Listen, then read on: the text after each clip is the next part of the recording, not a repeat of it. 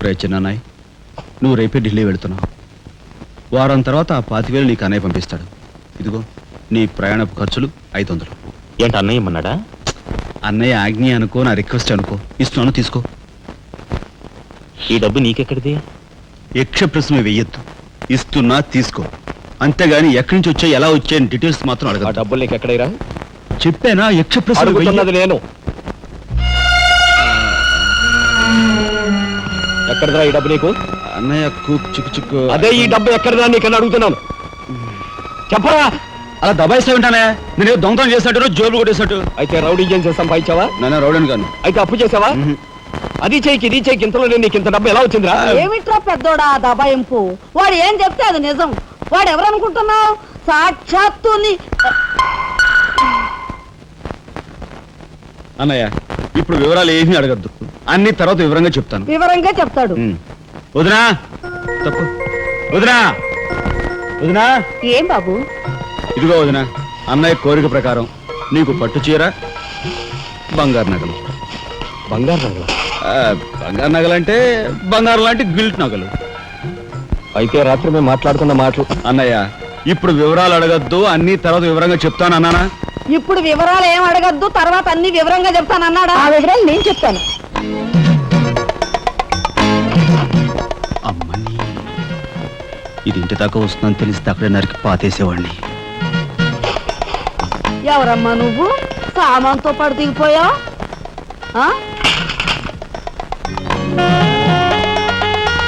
రావే, రఫ్ పడతా. Excuse me.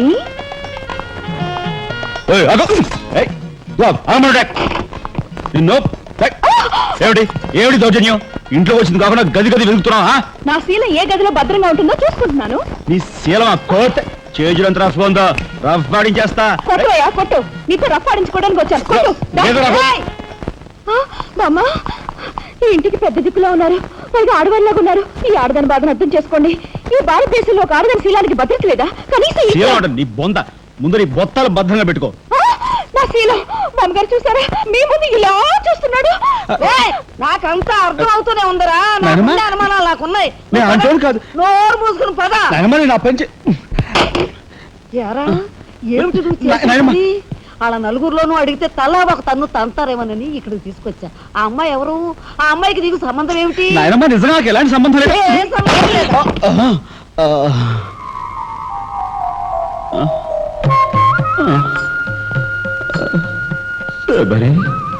ఏం జరిగింది?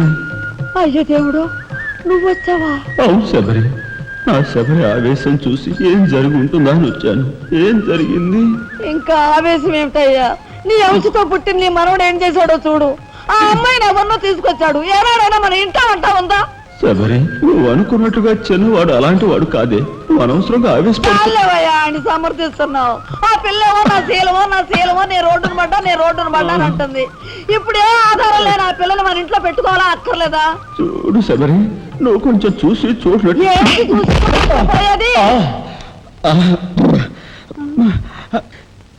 నాయనమ్మా, ఏం జరిగింది?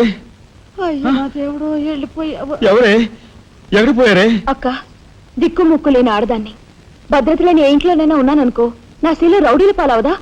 పోనీ భద్రతగా వెళ్ళి ప్రయత్నిద్దామన్నా వేల మీద డిపాజిట్ కట్టాలి. శీలవతనైనా నేను అంత డబ్బు ఎక్కడి నుంచి తీసుకురాను? నేను ఆ అమ్మాయి విషయంలో ఒక నిర్ణయానికి వచ్చాను. నువ్వు నాకు అడ్డు పడ్డావో నా మీద ఒట్టే. నీకు అనుకూలమైన ఇల్లు దొరికే వరకు నువ్వు ఇక్కడే ఉండమ్మా. నిజమండి? అవునమ్మా, నువ్వు ఇక్కడే ఉండు. బామ్మ, తప్పుకోండి చిన్న బాబు గారు. బామ్మ, మీరైనా నా బాధను అర్థం చేసుకున్నారు. నా రూమ్ ఎక్కడా? రైటా లెఫ్టా? రైటే, బాత్రూమ్ వెళ్ళు. ఇటు వెళ్ళమ్మా. థ్యాంక్స్ బామ్మ. తర్వాత చూసుకుంటా. ఏమిట్రా వేలు చూపిస్తున్నా? ఒకవేళ కదే మొత్తం 5,000 చూపించి ఇక్కడే ఉండు అంటున్నాను. ఏమిట్రా, ఏం జరిగింది? మీ ఫ్రెండ్స్ అందరినీ పోలీసులు వ్యాన్లో ఎక్కించుకొని తీసుకెళ్తున్నారు.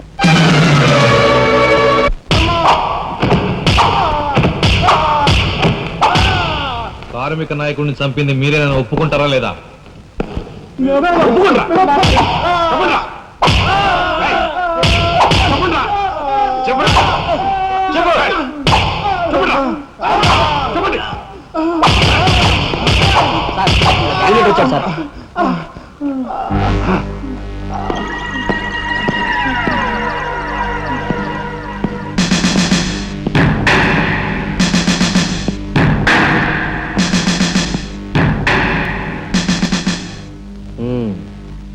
నువ్వేనా తొట్టి గ్యాంగ్కి లీడర్వి?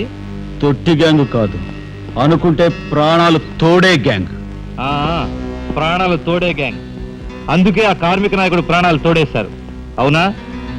ఏమిటి? మర్యాదగా నేరం ఒప్పుకో, లేకపోతే మేమేం చేస్తాం మాకే తెలియదు.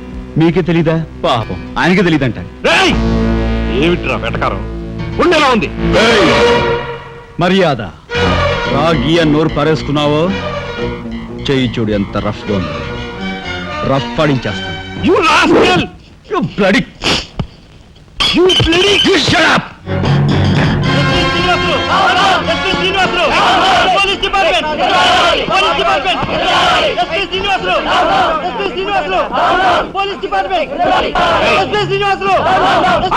సార్ ఆగాలి.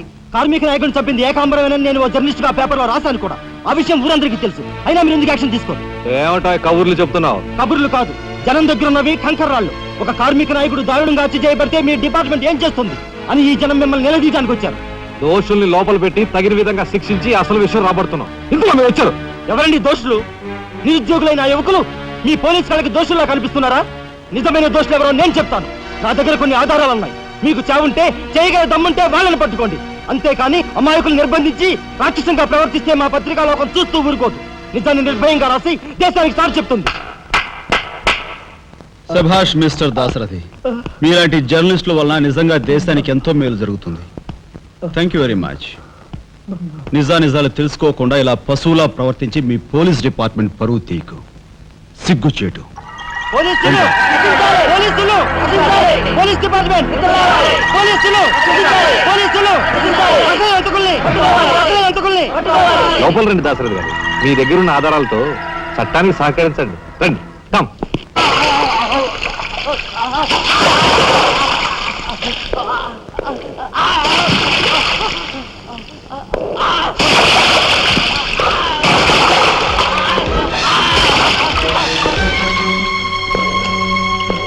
ఏమయ్యా జర్నలిస్టు, నాలాంటి వాడితోనూ ఎస్పీతోనూ తగువ పెట్టుకుని ఎందుకయ్యా చావు కొని తెచ్చుకున్నావు? మనిషిని చంపటం ఆటవికం. You are right. అందుకేనయ్యా నువ్వంటే నాకు చాలా ఇష్టం. చచ్చిపోయే ముందు కూడా ఇలా రెచ్చిపోవడం దేశంలో ఎంతమందికి సాధ్యం? తమ్ముడు, వీడు దేశానికి పనికొచ్చే జర్నలిస్ట్లా ఉన్నాడు. వదిలిపెట్టేద్దామా? ఊరుకోనయ్యా, మనల్ని ఎండగట్టి వాడి పేపర్ సర్క్యులేషన్ 3,000 నుంచి 30,000 పెంచుకున్నాడు. చాలా. తమ్ముడు చెప్పింది నిజమే. మమ్మల్ని బజారుకి ఇచ్చి నీ పేరు ప్రతిష్టలు పెంచుకున్నావు. మరి మా పరువు ప్రతిష్టలు కూడా మేము కాపాడుకోవాలి కదా. అయినా మనిషిని చంపేయడం అంటే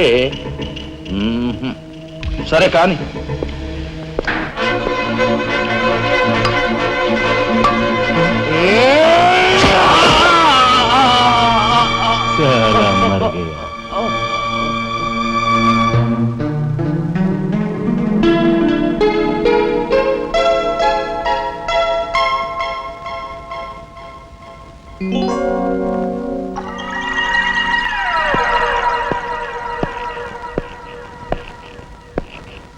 స్టీల్లోంచి ఇత్తడిలోంచి వెండి పళ్ళెం బాగానే కొడుతున్నారు ఛాన్స్. బంగారు పళ్ళెం గుద్దే ఛాన్స్ కూడా నాకు వస్తుంది.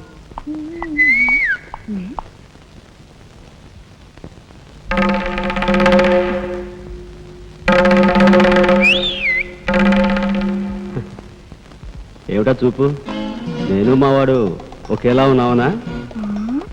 అదంతేలే. అవును, నీకు మావాడంటే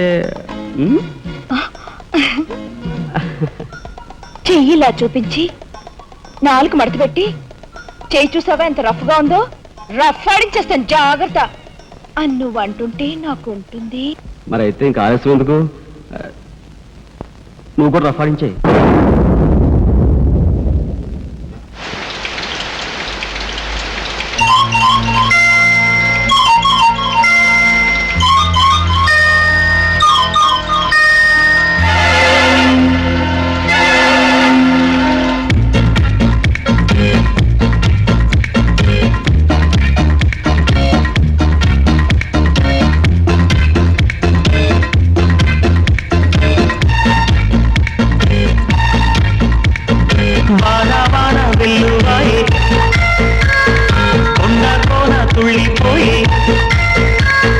చెలియ చూపులే చిలిపి జల్లులే